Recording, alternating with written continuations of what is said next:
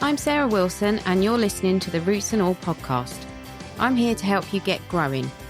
Join me as I explore everything plant related both indoors and out and provide the information you need to create your perfect green environment. Hello and welcome to this week's episode of the podcast. In this episode I'm talking to ecologist and woodland owner Simon Leadbeater. We talk specifically about whether trees are sacred. And spoiler alert, Simon thinks they are, and he does explain eloquently and convincingly why. He touches on books by authors you may well have already read, The Hidden Life of Trees by Peter Wohlleben and Thus Spoke the Plant by Monica Gagliano. However, if you believe trees are sacred and sentient, a problem arises. Namely, do you have any right to move them or prune them or even move amongst them? And it's questions like these that we touch on in the episode. The sound does drop in and out during the interview. Simon stood in the loo at one point to get decent reception, and for the latter part of the interview he stood outdoors, which, considering we recorded this in December and it was a freezing cold day and was getting dark out, was very kind of him. So please stick with it, as what Simon says is very much worth hearing. He jumps straight into explaining the historical significance of woodland groves across the world. In India there are still many sacred groves, up to 50,000, and they're female nature deities called Devis, or Devi singular, are worshipped. And in the UK, we think of sacred groves and the Druids, of course. Now, where sacred groves come from depends upon where they are. But I would start with looking at ancient Greece as a good sort of starting point for this discussion. And I've researched this area by looking at the works of people like Joy Greenberg, Harold Cusack, and particularly a chap called Matthew Hall, whose book I will refer to later. And they talked about how woodland groves became considered sacred places. And one particular goddess called Armitis, who was the daughter of Zeus and Leto, was known to dwell in sacred groves where wild animals enjoyed sanctuary. And her very name may be derived from the Greek as meaning sacred enclosure. Now, Armitis's presence inhibited the human invasion of the forests. And for centuries, the worship of Armitis is credited with saving significant portions of the Greek landscape from deforestation. So she was a good girl, as it were. Now, unfortunately, a lot of that changed. By the 4th century BC, the philosopher Plato started complaining about deforestation around Athens. He described this as the bare bones of a wasted body. But the thing is, he was actually responsible for that deforestation because he had sanctified the groves dedicated to Armitis. And his new philosophy, rendering the myths around her and other pagan deities, basically saying they were meaningless, actually led to widespread tree felling.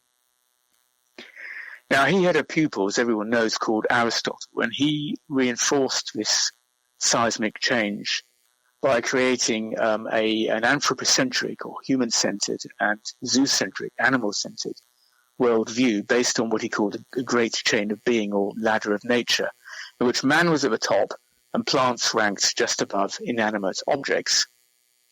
Now, this formed part of a critical process in which, instead of considering people as part of nature, in which animals and plants were, if you like, in a form of kinship with them, this started to see nature in an instrumental light, that is, for our utility. So from kinship, we moved to hierarchy and subservience, with everything being skewed for human benefit. And this was a very profound change. In Europe, sacred groves persisted for longer. And there, it wasn't ancient philosophers which did them in, so to speak. It was rather a new religion. And this new religion was Christianity. There is a famous essay written in 1967 by a chap called Lynn White. And basically, he said that Christianity was the most anthropocentric religion the world has ever seen. And it established the widely held view of dominion and suggested that creation had no rationale other than to serve man's purposes. And of course, this all usurped paganism. And as listeners may know, for 2 millennia, Christian missionaries have been chopping down sacred groves because they assume spirits in nature.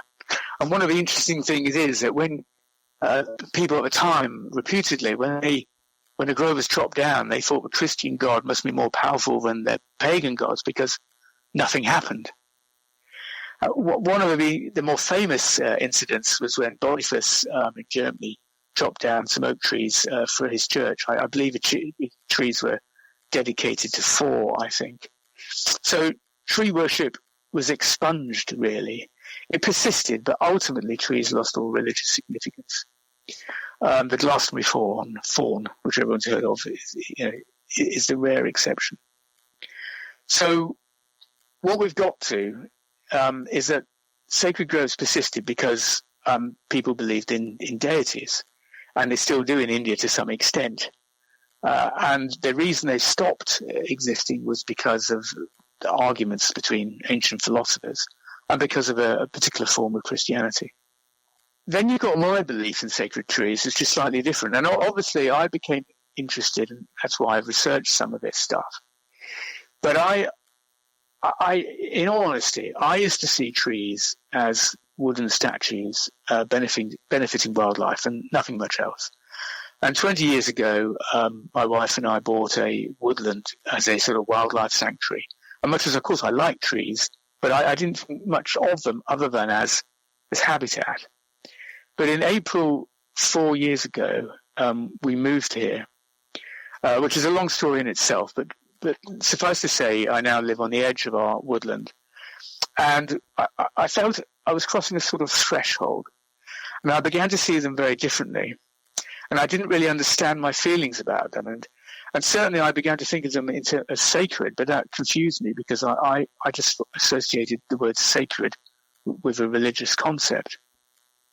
And then I started reading people like Peter Wolleben, who we will talk about, and watching Professor Suzanne Simard's TED Talk. And I began to think about this subject more and more. And one of the things I started thinking about was secular definitions of sacred. Because obviously I didn't believe in, tree spirits and so on and so forth. No one in their right mind would. Or so I thought. Anyway, I came up with, I've come up with my own definition, which I'll come to, but I like the work of a chap called Professor Bron Taylor and Dr. Patrick Curry, and some of the definitions they have I think are quite useful. So one would be to confer meaning and transformative healing power. Another version of sacred is beyond human control, intrinsically valuable, wondrous, and not for sale. And finally, imbued with intrinsic value and worthy of reverent care.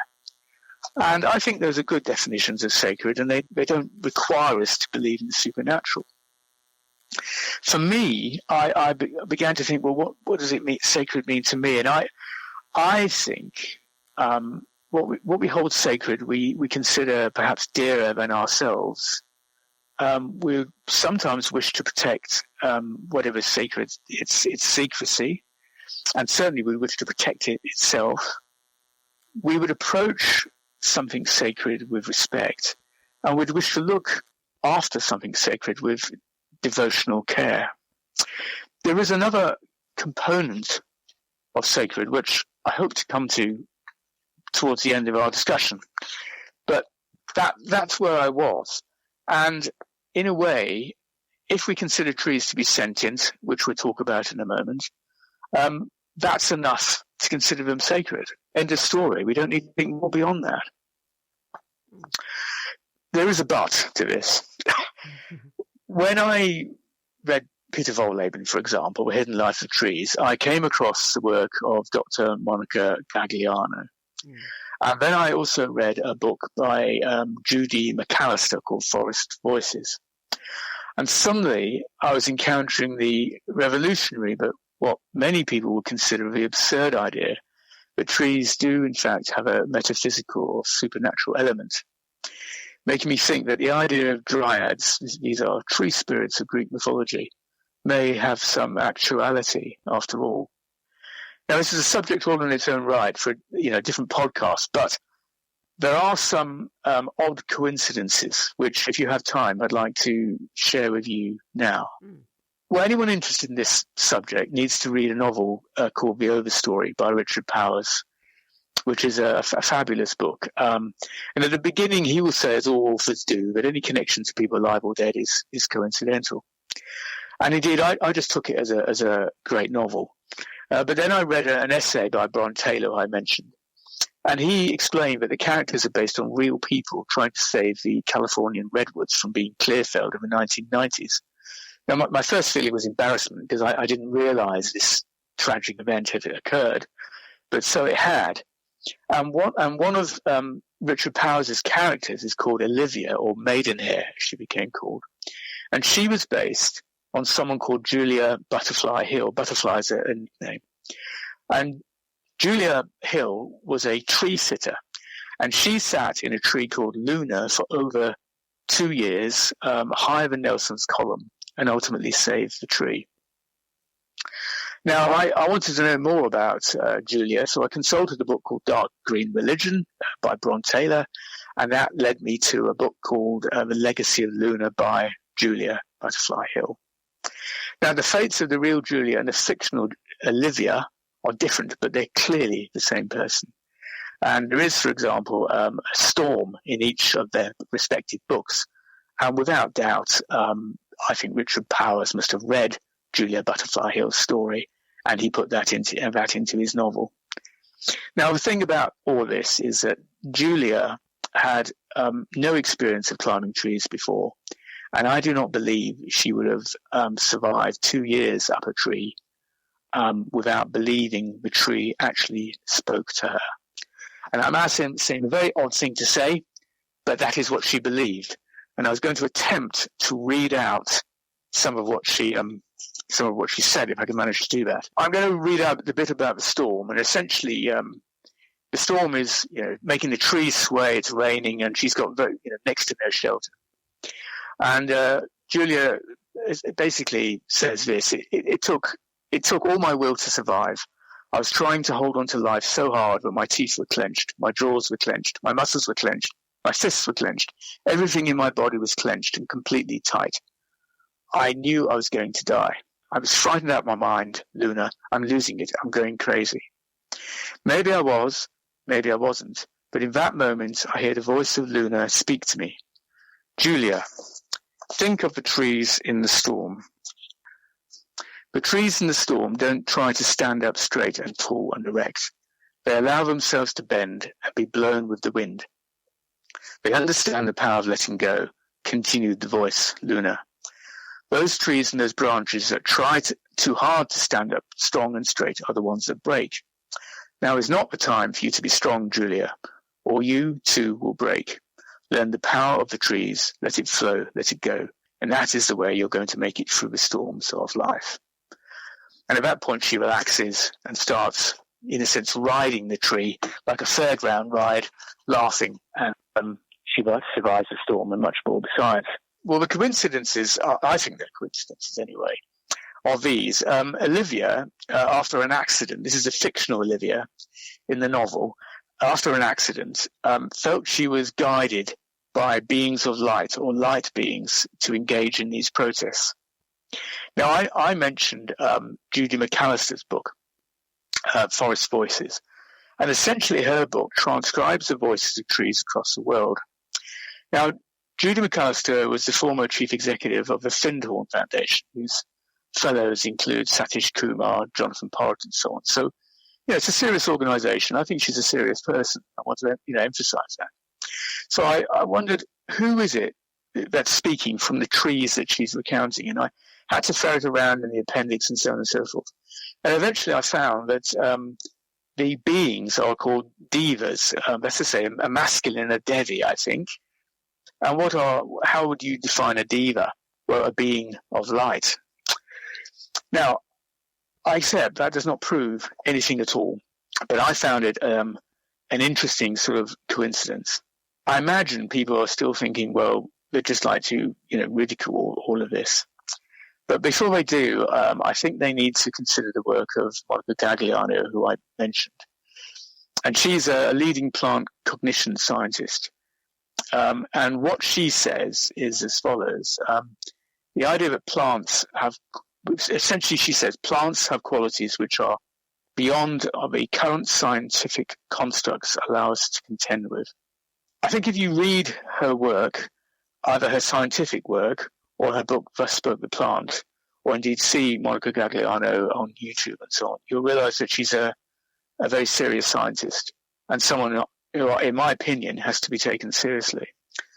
So to try and summarize where we are in terms of answering your question, when people worshipped Artemis and other pagan deities, forests were preserved and a culture was one of kinship between plants and animals. But Plato and Aristotle replaced kinship with utility and subservience, reinforced by some forms of Christianity, which introduced the concept of dominion, and nature was no longer worshipped, and lo and behold, the forests fell. Now, for myself, I moved into our woodland and began to see trees in a new light, felt they were sacred, and began to think what made them sacred were the ideas of them being wondrous, not for sale, of intrinsic value, all secular foundations for considering sacredness. But then left field, which completely bowled me over, writers came along to echo beliefs held in classical antiquity. So while a tree has never actually spoken to me, although I have met someone to whom they have spoken, nevertheless, I feel a lot of credence needs to be put in the works of Monica Gagliano in particular, and that reinforces to me why trees need to be considered sacred, why we need to restore a sense of sacred to woodland groves. Would you like to add anything to the end of that question, which is how does this sentience manifest itself in the everyday life of trees? Okay, I'm going to try and talk about sentience in lay terms. And you mentioned The Hidden Life of Trees, and I think it's a wonderful book, and I think everyone should read it. And one of the things Peter Wohlleben talks about repeatedly is that trees feel pain. He writes, ouch, and so on. But I'm not sure that he explains why or how trees feel pain. But that does touch on our first understanding of sentience, which is to feel. So, where you or I to cut our finger, it would hurt. Therefore, we are sentient. And I think that's one definition of sentience. There is another one, however, which is a bit broader. And this concerns experiencing life subjectively. Now, assuming we haven't just cut our fingers, we are not therefore actively feeling, but we are experiencing this conversation. There's a sort of flow in terms of how we experience life. I want to avoid terms like consciousness because that will get me into terribly difficult terrain. But if we consider for a moment trees communicating via the Wood Wide Web, if we consider the concept of mother trees better connected to the forest than others, favouring their offspring, if we think of trees assisting each other, as Peter Wohlleben says they do, or having association with their own species or indeed other species, which Suzanne Simard talks about with her research on birch and Douglas fir, then I think there's a case for saying trees experience life subjectively. And if they do, then I think there's a case for saying they are sentient. And if we add to this mix the evidence that plants have memory and indeed cognitive abilities, as Gagliano demonstrates in some of her experiments, I think that just reinforces that idea. Now, I think there are people who will just think this silly, and some scientists, I think, would describe these reactions of trees as reflexive or autonomic, I think is the word, like breathing. And I'm not a scientist, and I can't possibly, compete with a scientist in terms of debating one way or the other. But I have a sense that the science is moving in Simard and Gagliano's direction. And I think the important thing is to consider our starting point. We started thinking of trees as sort of Blake's, green things, but we now know they are not inert. Far from being static and unmoving, they swell and contract as they go about their lives. They have a pulse. They exhibit altered states of waking and resting. In other words, they are living organisms. So why should we be so surprised that they might be sentient as other living organisms are? What I found interesting was I heard Monica Gagliano interviewed, and she was talking about, well, actually the person doing the question asking was asking her about if trees do perform certain functions, if there is this kind of sentience, then where would the brain be? Where would the consciousness be held? And of course, within the framework of biology, you can't identify that in a tree. And I think that goes back to the kind of anthropomorphism. We can't see beyond the human structure to understand where a consciousness could exist somewhere that's not, I mean, even with humans, we don't really understand it. So I guess we can't possibly try and understand it in trees. But it is an intriguing concept. Well, what Gagliano says, actually, we are trapped in our own anthropomorphism. But I mentioned academic sentience discussions. There's a journal called Animal Sentience, and I wrote a commentary on one chap, and he made the point that we don't even understand our partners, which is true. Yeah.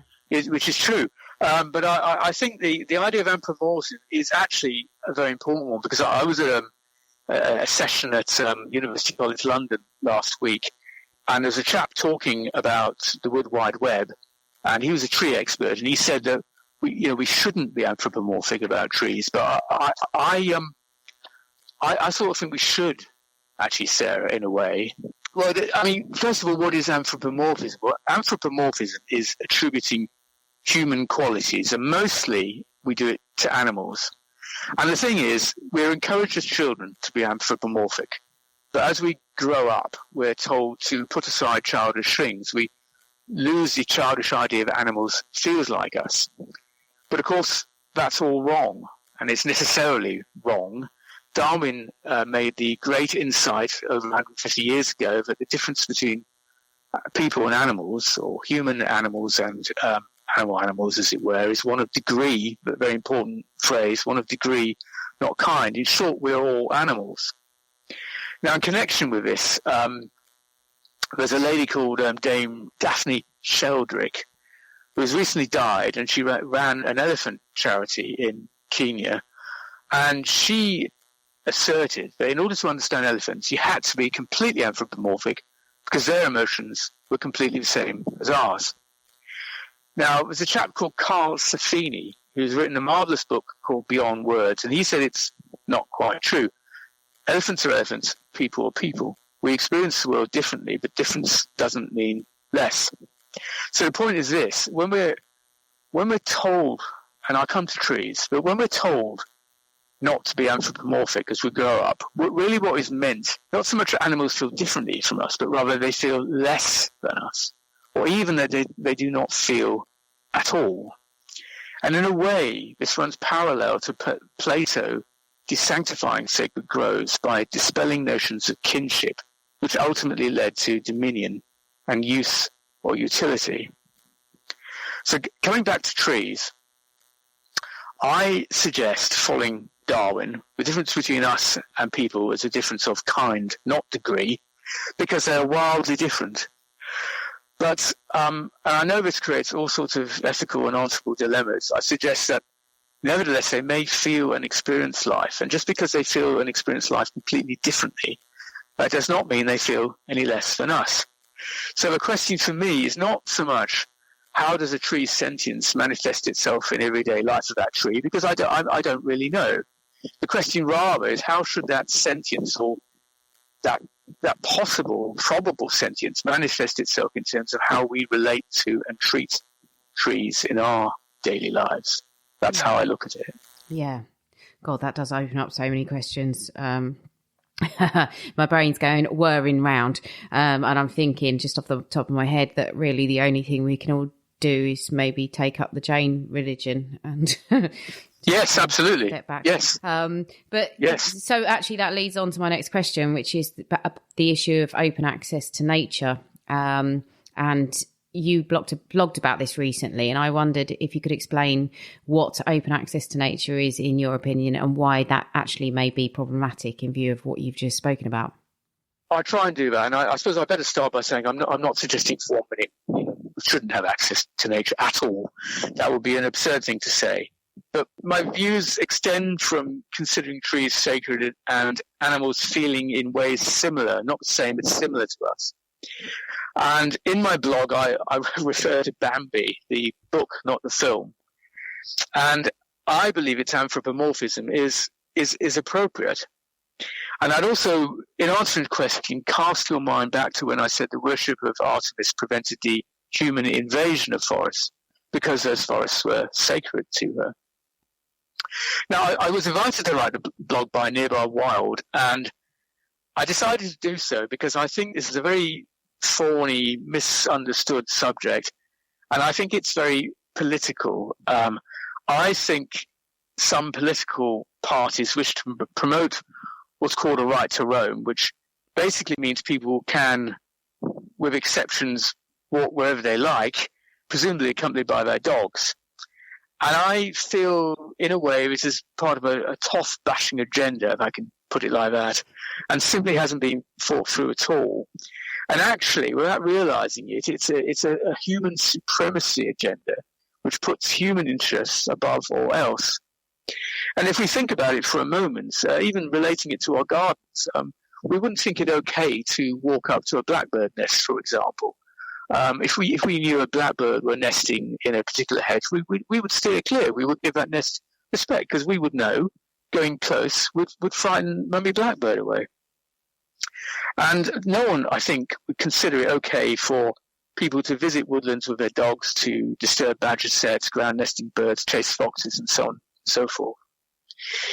So that was my introduction. But I have to say, really, apart from encouraging people to read my blog, The Sixth Driver of the Sixth Extinction, and to look at the research which emphasizes the harm inappropriate access can cause, but also how, in a way, access transforms a wildlife habitat into a human habitat, and that is a factor behind species declines and extinctions. But most of my views derive from actually my own experience of living here. And as a dog owner, I know that our dogs, if we let them, will just chase the deer and the foxes and everything else. And I can't control other people's dogs as we do ours, but not infrequently I hear, the plaintive calls of owners who don't seem to realize that if they let their dogs off on the footpath near a woodland, the dogs will simply chase wildlife. That's what they do. I'm also conscious of my own impact on wildlife. As I say, it's obvious. If the deer see me, they look at me and they scalp her because they're terrified of me. And that's true of almost all wildlife.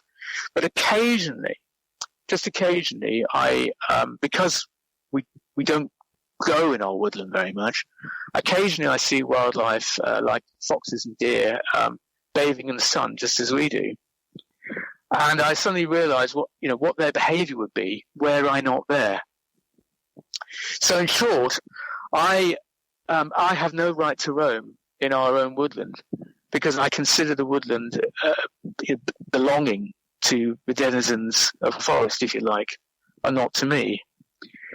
So to try and summarize, habitat loss, which includes human invasion, is, according to one writer I know, the greatest source of animal suffering. And what I want to try and do in our woodland is to create the conditions for happiness, not suffering. And the right to roam actually only thinks about us.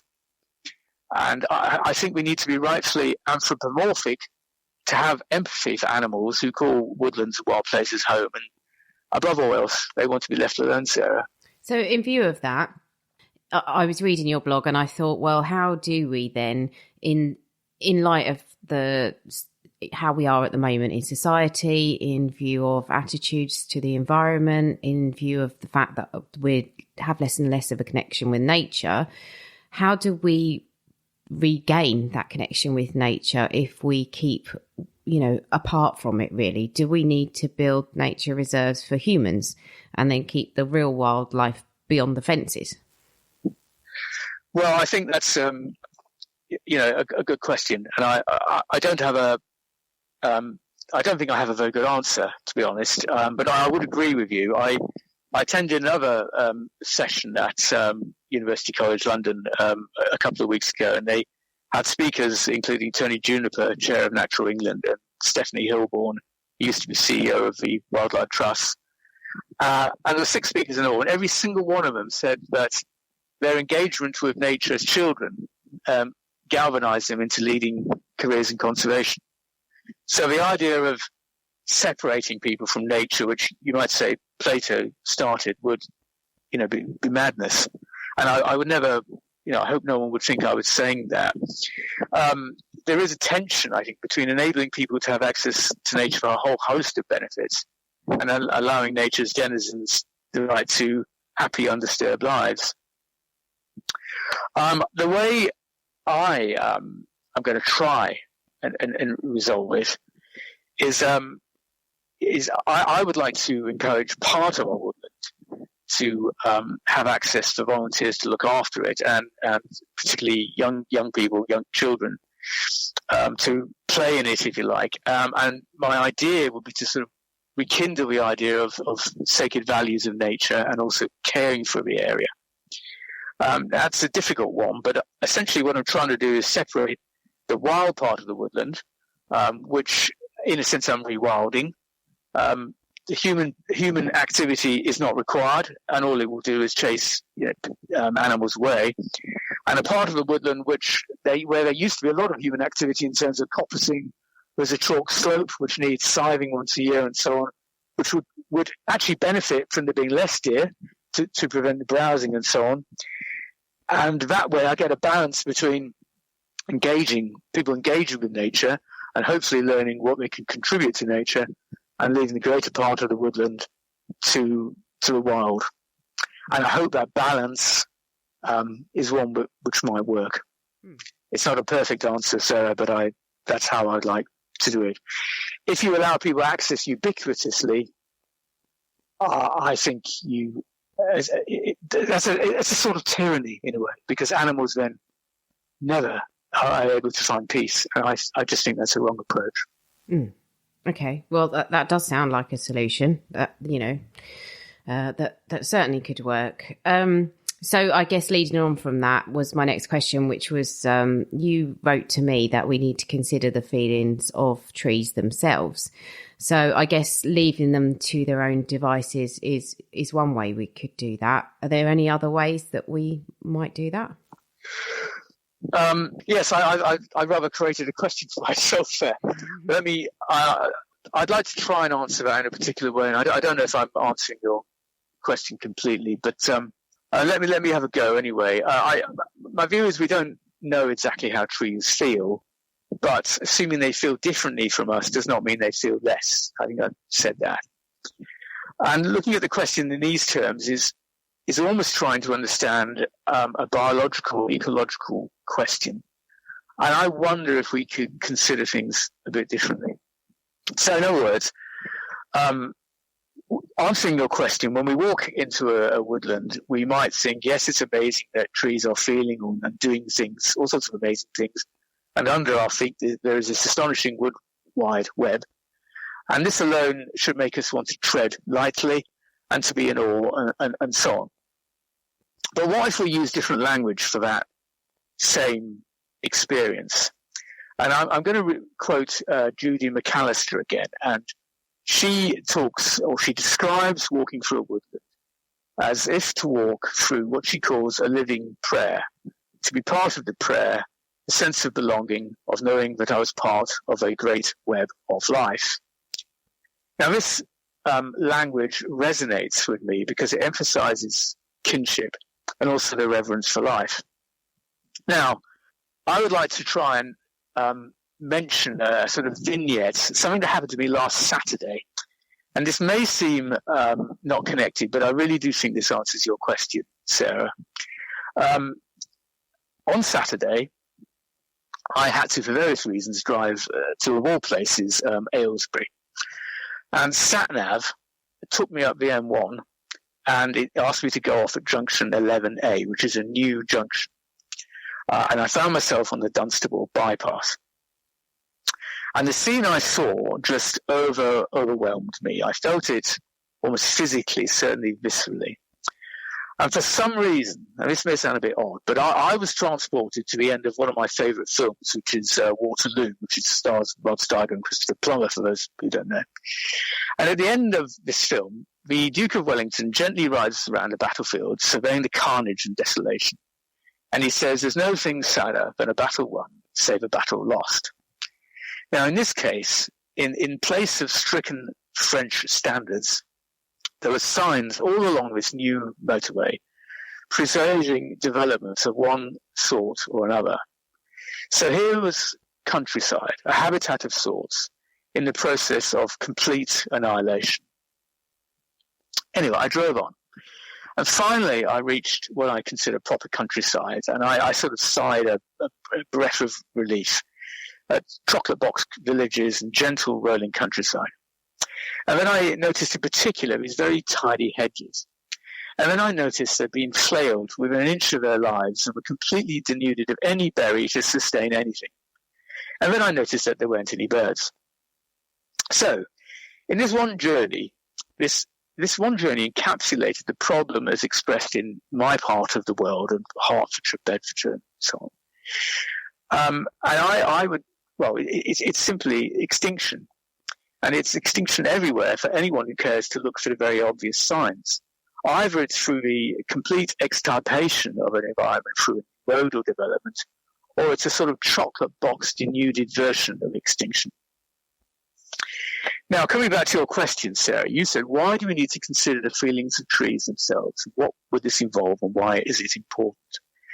Well, what I saw on my journey to Aylesbury was a landscape belonging to us, transformed and reshaped for human purposes, predicated on the assumption that nature does not feel, cannot hurt, ours to use and ours to use as we feel fit.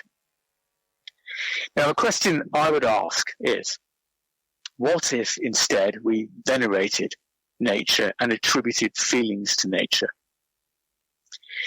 Now, it occurs to me that veneration of nature, which we talked about earlier, may involve an element of fear, and people did in the past fear incurring the wrath of the gods. But I think I said that what was sacred, what we held sacred, was dearer than us, and we would like to look after that sacred thing with devotional care. Or in other words, what that says to me is that we love that which we consider sacred. Now, love means different things, but I mean specifically what I think may be pronounced agape, or agape. It's spelled agape. Maybe it's Greek. Maybe it's pronounced agape, which is a spiritual love, or the highest form of love you can have. The sort of love you would have for God, or God would have for us, and so on. And the interesting thing is that Julia Butterfly Hill actually talks of agape in her book. And it seems to me this type of love is, of course, a healing, redeeming, and transformative love. And in other words, if we acted with that love, we would not be flailing our hedges or driving new destructive roads through the countryside. So to sort of conclude, really, what I'm trying to say is that if we rekindled our veneration for nature and restored a sense of the sacred to trees and woodland groves, I think that would help love permeate our daily lives. Now, for Julia Hill, that's now expressed in what she calls being joyously vegan. That's how she called it. I think rediscovering the sacred would possibly mean different things for different people. But expressing love with every mouthful, or every step and breath we take, every decision we make, I think that is how we could translate our sense of veneration for nature, our sense of sacred feeling trees into our daily lives. I hope this is a potentially powerful idea. And the key, in a sense, is the translation of the veneration of the sacred into how we live on a daily basis. And that's why I think we should consider trees as feeling sacred beings. This is such an interesting and relatively unexplored topic, which carries huge implications for the way we garden and indeed live our lives. I'd love to hear your thoughts on this, so reach out to me or Simon on social media and let us know what you think. I've put links to his channels in the show notes, plus links to all the books and online articles he mentioned. So I'd like to say a really big thank you to Simon for taking part in the interview, and of course thank you to you as always for listening, and I will catch you next Tuesday. You can download or listen to the podcast direct from the website www.rootsandall.co.uk, where you'll also find my blog and a sign-up form for the newsletter, which gives you a weekly roundup of content, plus the inside scoop on things like upcoming guests. Or you can subscribe wherever you normally get your podcasts. Email me with comments and feedback at podcast@rootsandall.co.uk. Follow me on Twitter, Roots and All, Facebook, Roots and All UK, and Instagram, Roots and All Pod. But please also check out my Patreon, where you can make a one-off donation or take out a monthly subscription to help support my work, because if you like what I do, please help me to continue doing it. Even if you make a one-off donation of £1, trust me, it all helps and I will be immensely grateful. So please go to Patreon and search for Roots and All.